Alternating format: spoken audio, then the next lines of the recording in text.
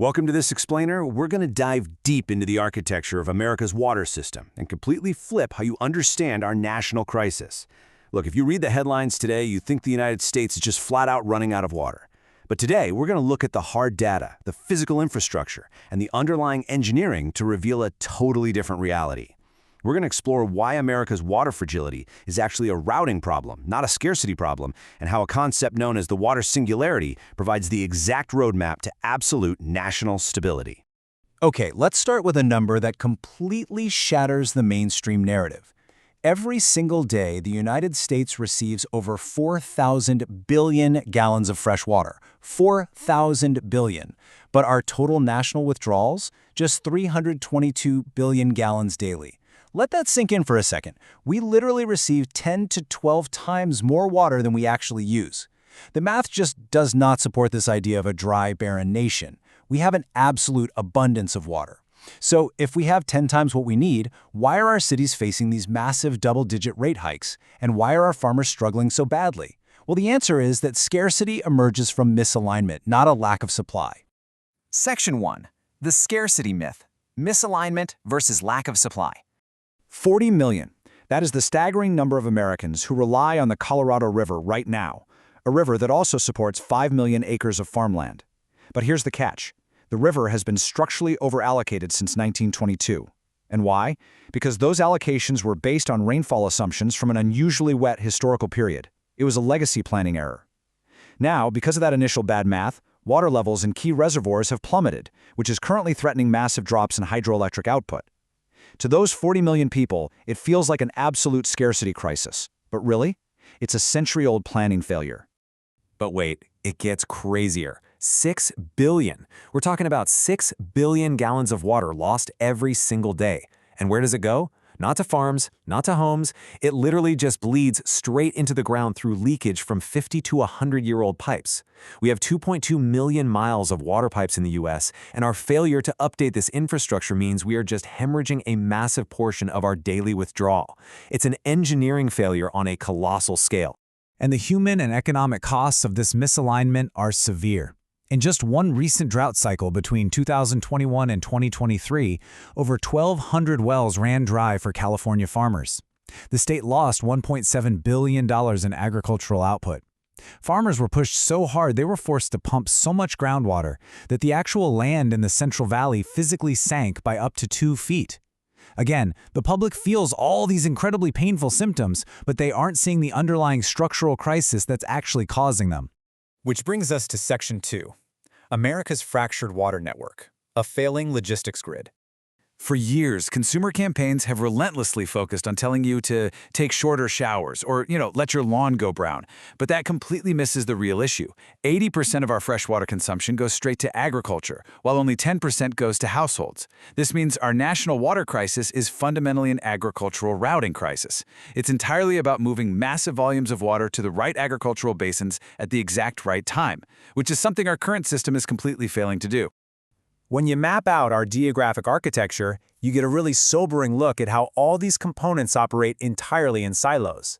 Take the Ogallala Aquifer.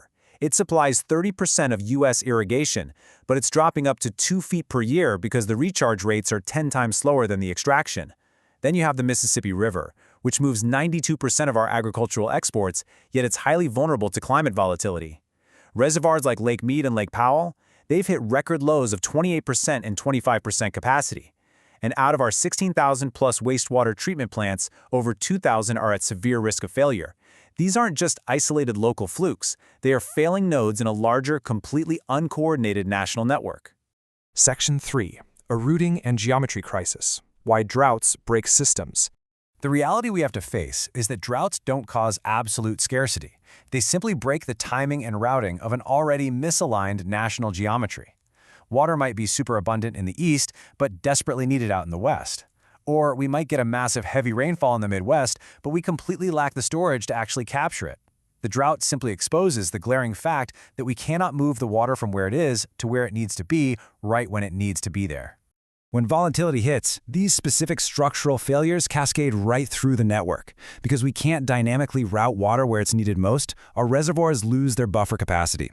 To compensate for that, aquifers are violently overpumped, which completely collapses our groundwater reserves.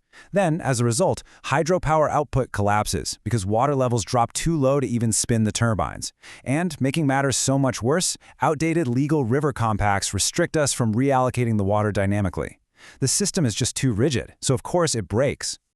If you take away just one thing from this explainer, it absolutely should be this massive paradigm shift. Droughts reveal computational fragility, not absolute scarcity. Our climate volatility, going from thousand-year floods in one state to mega-droughts in another, is simply exposing our lack of a computable, interconnected network. We are relying on lossy forecasting and outdated guesses, rather than precise, modern engineering. Section 4. Deterministic Water Architecture, Engineering National Stability. So what's the ultimate fix? It lies in an incredible concept called identity-anchored water. Instead of treating water as this localized guess where we just cross our fingers and hope the river stays high enough, we assign strict computational identity to our water. Because water has mass, location, flow, and time delay, it fits deterministic architecture perfectly. We treat every single drop as a trackable resource on a massive national ledger. By computing water through 4 very specific traits, its exact source, its planned path, its destination, and its reversible flow history, we completely eliminate the guesswork. When you know these 4 things for every node in the network, you can simulate routing both forward and backward. This means you can identify bottlenecks, structural inefficiencies, and misallocations literally years before they actually break the system during a drought. And this deterministic planning allows for true basin-to-basin coordination. Instead of just standing by and letting California farmers deplete groundwater while the Midwest is literally flooding, we synchronize aquifers. We link river systems computationally, we buffer our reservoirs so they can easily withstand multi-year volatility, and we balance agricultural basins based on real-time national data. We coordinate all these geographic basins as a single, cohesive national routing graph. Once we actually compute water deterministically, we can model an incredible long-horizon geometry. We can confidently simulate a 5-year drought and reroute resources automatically. We can plan a 10-year aquifer recovery program because finally, we aren't constantly overdrafting them. We can anticipate 20-year population shifts and ensure municipal pipes are actually ready, and we can secure 50-year agricultural demand. This creates true systemic stability across decades of climate and population changes. Which brings us to our final point, Section 5. The water singularity, the computing of stability. The water singularity happens when we finally cross that threshold. It's when we recognize, as a society, that water is a national network, not some isolated local resource. It is the exact moment when intelligent routing finally replaces the myth of scarcity and national stability becomes a computable, engineered reality. It's when we stop frantically reacting to dry wells and empty reservoirs, and we start commanding our resources with absolute precision. So, I'm going to leave you with this provocative thought to consider regarding the future of our civilization's most critical asset. When will we stop fearing local scarcity and start engineering national stability? The data clearly shows us we have the water, we have the technology to compute it. The only thing standing between us and a totally stable future is upgrading our perspective from local panic to national engineering. Thank you for joining me for this explainer. Until next time, keep looking at the structure beneath the surface.